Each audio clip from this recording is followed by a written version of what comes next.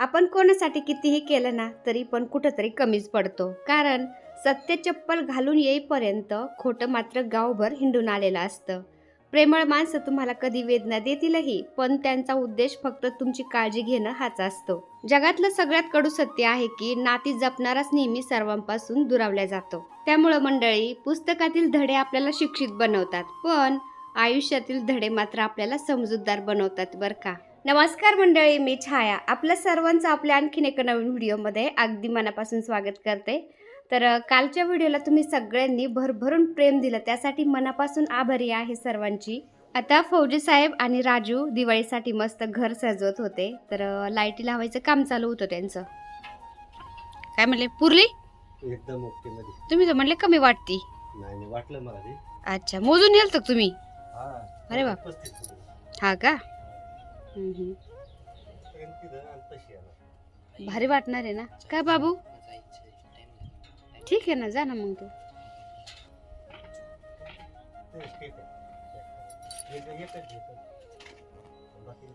तो क्लासचा टाइम झाला काय? आकाशला लाईटी लावायच्या होत्या पण त्याला वेळच नाही आता. पण त्याने आणायचं लावलं तुम्हाला लाईटी? आणायला लावले बघ खरं. आणायला लावले आज तिने. मग पहिल्या खराब झाल्यात, मला लाईटी घेऊन ये पहिल्या. Bye bye bye bye. आणला का कटर? भेटलं. Bye bye. हा, हे आपण माठातलं कॉइन प्लांट कापलं होतं सगळं, कसलं भारी फुटलंय ते ना. ते परत फुटलं बघ. भारी झालंय परत ते.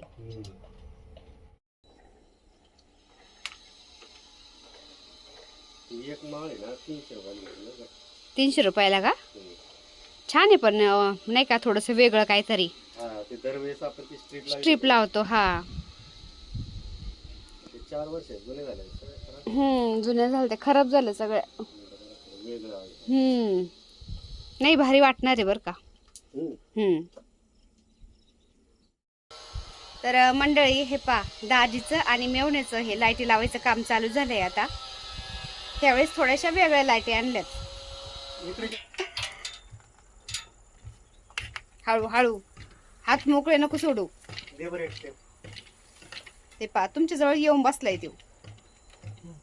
तुमच्या महाग आहे तो. आणि हे पा कशा चिमणा येऊन बसल्यात तारीवर. हे ना अवले भारी दिसणार आहे. हळू.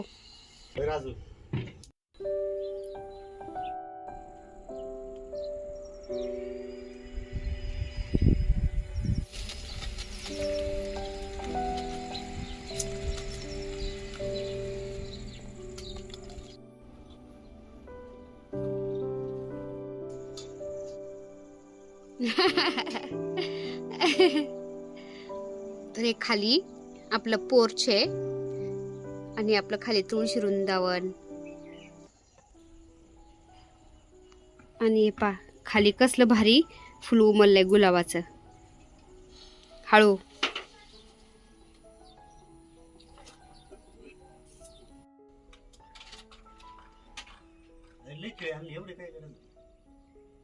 असू दे ना, लागते. आज हे दोघं मिळून येत ना, घर चमकवणारच आहेत, है ना? हा ना.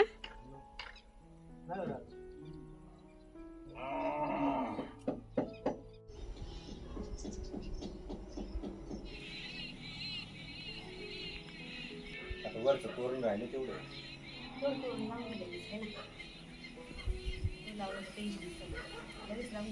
काय खेळ मारलेले ना पहिले. पलीकडून घेतली असती थोडी, म्हणजे ती व्यवस्थित कव्हर झाली असती. आता ही पलीकडे जाईन त्याला जोडल्यावर. त्यापेक्षा ह्या कोपऱ्यातून घेतली असती पलीकडून.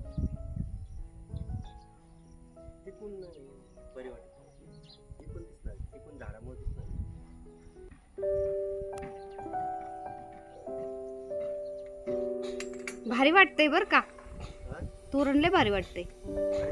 हा,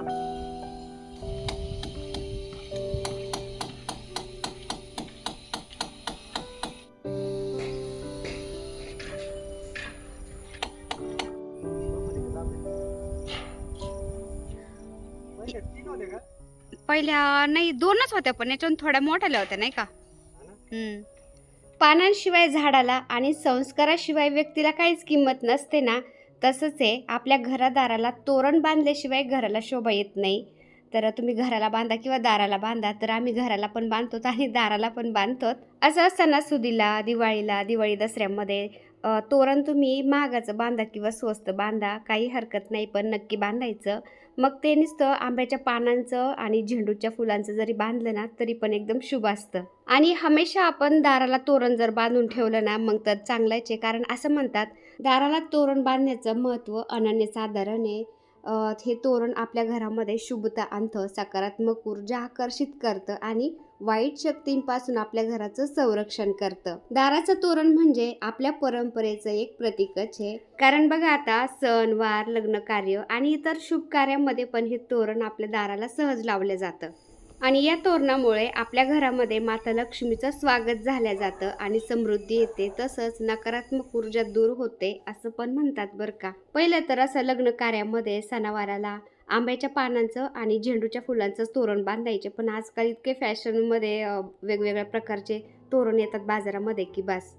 तर मी असं तोरण बांधते बरं का आर्टिफिशियल दाराला, तरी पण सणावाराला मी आंब्याच्या पानांचं तोरण नक्की बांधत असते, कारण ते खूप शुभ मानलं जातं.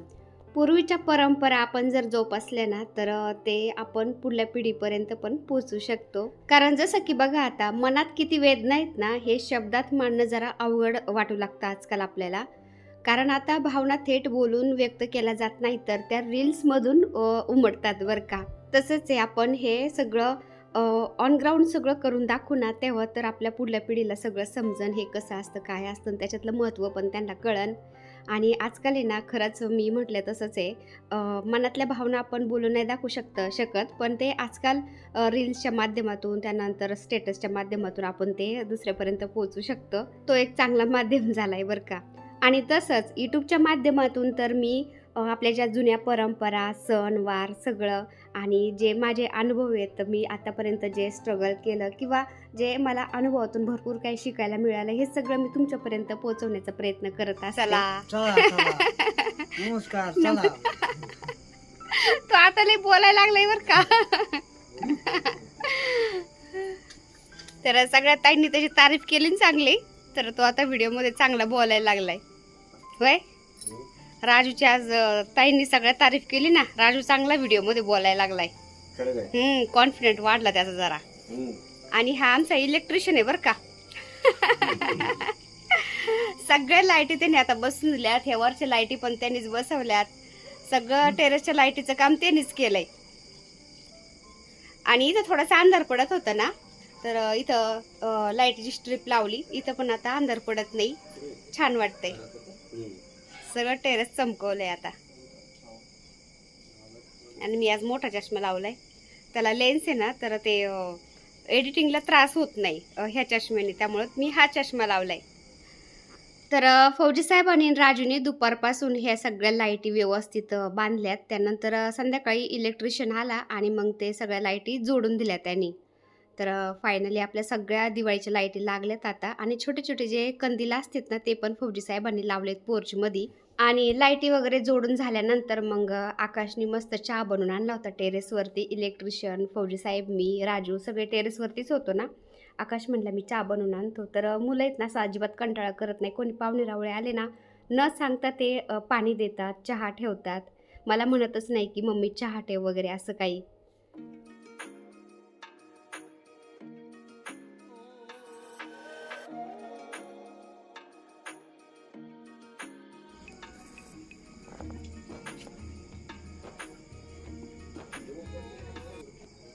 काय म्हणला राजू? कस काय लाईट चमकती आता? लय भारी, मग दिवसभर लाईटी लावल्यात नाही का. हा, मग छान लागल्या, हा, आवडते सगळ्यांना आहे ना. सगळ्यांना आवडतं. आवडायच पाहिजे आहे ना. हा, मग दिवस घातलाय लाईटी लावायला. आता दिवस घातला. छान दिसते बरं का राजू. हा, राजू छान आहे. राजू खरं छान.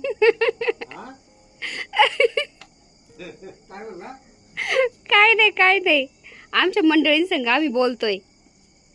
हा, चांगले लागलेत ना. मस्त लागल्या. राजीची नेलं ती बघ तुम्ही. मग दिवसभर लाईटी लावल्या दाजी बरोबर. आज लाईटी लागल्यानंतर खुश झालाय राजू. खाली चांगली दिसतं तिकडे. छान दिसतंय. चला, लाईटी लागले, दिवसभराची मेहनत छान वाटतेय. चला मग काय, चहा घेतला? हा घेतला. घेतला. सगळ्या लाईटी लावून झाल्या, चहा पाणी झालं, त्यानंतर मी लागले स्वयंपाकाला. तर स्वयंपाक करता करता मी तुमच्याशी थोडंसं बोलते. असं बोलावं असं वाटलं मला, नाही का. मग अशी बोलल्याप्रमाणे ना, आजकाल आपल्या मनात काही ना हे शब्दात मांडणं थोडंसं अवघड वाटू लागतं लोकांना. त्यामुळं आजकाल मी, तुम्ही सगळेच आपल्या भावना बोलून नाही दाखवत, तर रील्सच्या माध्यमातून, स्टेटसच्या माध्यमातून आपण मांडण्याचा प्रयत्न करतो, बोलण्याचा प्रयत्न करतो. काय होतं ना, कधी एखादं गाणं, संवाद किंवा 2 सेकंदाची क्लिप आणि त्या क्लिपमध्ये कोणाचं तरी संपूर्ण आयुष्य सामावलेलं असतं बरं का. काहींना त्या रील्स, स्टेटस फक्त मनोरंजन वाटतात, टाईमपास वाटतात. ते बघतात, हसतात आणि पुढच्या रीलकडे ते निघून जातात. काही जण त्या रीलला स्माईल आणि लाईक टाकून पुढं निघून जातात. पण ज्यांचं मन खरंच जखमी असतं ना, त्याने आयुष्याच्या जखमा अनुभवल्या असतात ना, त्याला त्या रील्समध्ये स्वतःचं आयुष्य दिसत असतं बरं का. हे मी स्वतः अनुभवलेलं आहे. अक्षरशः काही रील पाहून डोळ्यात पाणी येतं, म्हणून मी तुमच्याशी शेअर करते. अशा काही रील्स असतात, अशा काही स्टेटस असतात ना, आपण त्यांच्याकडं पाहून थोडा वेळ थांबतो. गेलेले दिवस पुन्हा डोळ्यासमोर दिसायला लागतात आणि आपण विचार करतो, हे तर माझ्यासोबत झालं होतं. आणि त्या क्षणी ती फक्त एक रील म्हणजे फक्त व्हिडिओ राहत नाही, तर माझ्या तुमच्या आयुष्याचा एक आरसा बनतो. आणि हेच आजच्या काळाचं वास्तव आहे बरं का. आपण भावना व्यक्त करत नाही, आपण ते दाखवतो. आणि दाखवतानाच आपली वेदना कधी ट्रेंड बनते ना, कळतच नाही. पण त्या ट्रेंड मागं बदललेल्या मनांचा, त्यातील त्या शांत आक्रोशाला कोणी ऐकायला थांबत नाही बरं का. कधी कधी वाटतं जग बोलकं झालंय, पण माणसं मात्र गप्प झालीत. आजकाल कोणाचीच कोणाला घेणं देणं नसतं, फक्त जिथे आपल्या पोळीवर तूप ओढण्याचा प्रयत्न करत असतो. त्यामुळे मंडळी, आग लगे बस्ती में और हम अपने मस्ती में असं म्हणायचं आणि पुढं चालत राहायचं. आपलं एकदम मस्त मजेत जगत राहायचं. तर संध्याकाळचं स्वयंपाक करत होते, म्हटलं चला 2 ओळी तुमच्याशी पण बोलावं. मनात आलं ते मी बोलत असते तुमच्याशी, कारण तुम्ही सगळे माझी फॅमिली आहेत ना. मी जे मनात येतं तुमच्याशी शेअर करत असते, तर मन एकदम हलकं झाल्यासारखं वाटतं. तर आता भेंडी झाली, गवारीच्या शेंगा झाल्या आणि आळूच्या वड्या करायच्या होत्या. तर आळूच्या वड्यासाठी मी वाटण काढलं. हिरव्या मिरच्या, लसण आणि जिरी, थोडं पाणी घालून त्याची पेस्ट करायची. बेसन पिठात चवीनुसार मीठ घालायचं, हळद घालायची, मिक्स करायचं आणि आळूच्या पानाला लावायचं आणि मस्त वड्या करायच्या. तर असं मी स्वयंपाक करत होते. चपात्या पण करायच्या होत्या अजून. आणि आळूच्या वड्या करायच्या म्हणलं ना, बेसन असं घट्टच लागतं, म्हणजे त्या पानाला लावायला सोपं पडतं आणि ते पानाच्या बाहेर निघत नाही मग असं घट्ट केल्यावर, नाही का. तर बेसन पीठ मळून ठेवलं मी, असं काढून ठेवलं आणि आळूचे पानं धुवून घेते म्हणलं. आणि आळूच्या पानाचे ते देठ असतात ना, त्याचे पण असे पकोडे मुलांना इतके आवडतात ना. थोडंसं त्यातलंच बेसन पीठ त्याच्यामध्ये त्या देठामध्ये कालवायचं आणि तव्यावरती थोडंसं टाकायचे ते, तर छान लागतात. तर ते पण मी सोलत होते मग. आणि माझ्या ह्या लाडूबाईला मी मोक्कर नाही लाडूबाई म्हणत, तर कसा लाड घालतोय हे पप्पी घेईन, माझे गाल वडण. राजू तर म्हणत असतो, तू ये ना तिचे गाल वडू असे खाली लोंबावलेत म्हणतो, गाल वडीत नको जाऊ असं म्हणतो. हे मम्मीजवळ थोडा लाड घातला आणि गेला निघून अभ्यासाला. तर असा अभ्यास जरी करत असला ना, मध्ये मध्ये येतो, लाड घालतो, निघून जातो. एवढी मम्मी लागतीन त्याला. तर पुढल्या वर्षी तो शिक्षणासाठी पुण्याला जाणार आहे, तर तो तिथं कसा राहायचा, आम्हाला त्याचं टेन्शन आलं आहे आता. तर मी चपाती करत होते. तर फौजी साहेब काय बोलले, तू डबल चपात्या करत असते ना घाई गडबडीमध्ये, तशाच कर आता, दिवसभर थकलेली आहे, पटपट मोठ्याल्या चपात्या कर आणि जेवण करून आराम कर म्हणत होते. तर डबल चपात्या म्हणजे हे आता मी अशी बारीक बारीक 2 उंडे घेत असते आणि मध्ये तेल लावून मी त्या 2 उंडे एकावर एक ठेवते आणि चपाती लाटते. एकदम अशी मोठी लाटते, एकदम पोळपटभर आणि तवाभर. तर ती चपाती 2 ठिकाणी होती, म्हणजे एका चपातीच्या 2 चपात्या होत्यात आणि इतक्या भारी होत्यात ना, एकदम पातळ होत्यात. मुलांना खूप आवडतात, म्हणजे घरात सगळ्यांनाच आवडतात.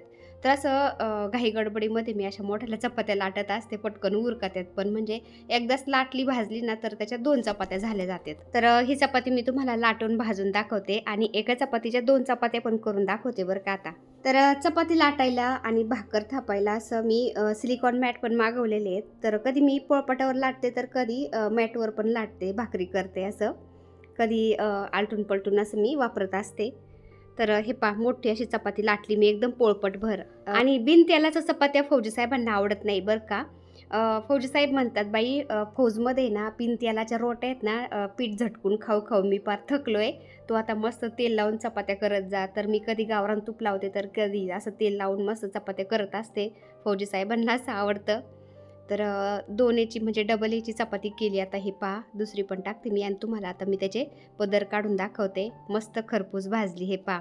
मीडियम आचेवरती अशी चपाती खरपूस भाजली ना, मुलं अभ्यास करत असले किंवा हॉलमध्ये असले ना, त्यांना असं वास आला ना चपातीचा खरपूस, तर ते येतात आणि कधी कधी नुसती चपाती खात बसतात. मग आता तुम्ही बघू शकता 2 उंड्याची मी चपाती लाटली होती ना, त्या एका चपातीचे कशा 2 चपात्या झाल्या तुम्ही बघू शकता. एकदम पातळ लेअर निघतो असा. तर एका चपातीपासून 2 चपात्या तयार झाल्या. अशा मुलांना खूप आवडतात. तर घाई गडबडीमध्ये असा कधी उशीर झाला स्वयंपाकाला किंवा मुलांना भूक लागलेली असली, मग मी अशा मोठ्याल्या चपात्या लाटत असते. मग मुलं काय करतात, एका चपातीच्या 2 चपात्या करतात आणि मस्त खातात. स्वयंपाक पटकन होतो, बाकी काही नाही. तर आणि पातळ पण चपाती झाली जाती. तर चला आजचा छोटासा व्हिडिओ मी इथं सेंड करते. व्हिडिओ आवडला असेल तर एक लाईक नक्की करत जा ताईनो. चॅनलवर नवीन असाल तर प्लीज आपल्या चॅनलला सबस्क्राईब पण करा. चला तर भेटूया पुन्हा अशाच एका छानशा व्हिडिओबरोबर. तोपर्यंत बाय. व्हिडिओ पूर्ण पाहिला त्यासाठी मनापासून आभारी आहे. सर्वांना श्री स्वामी समर्थ.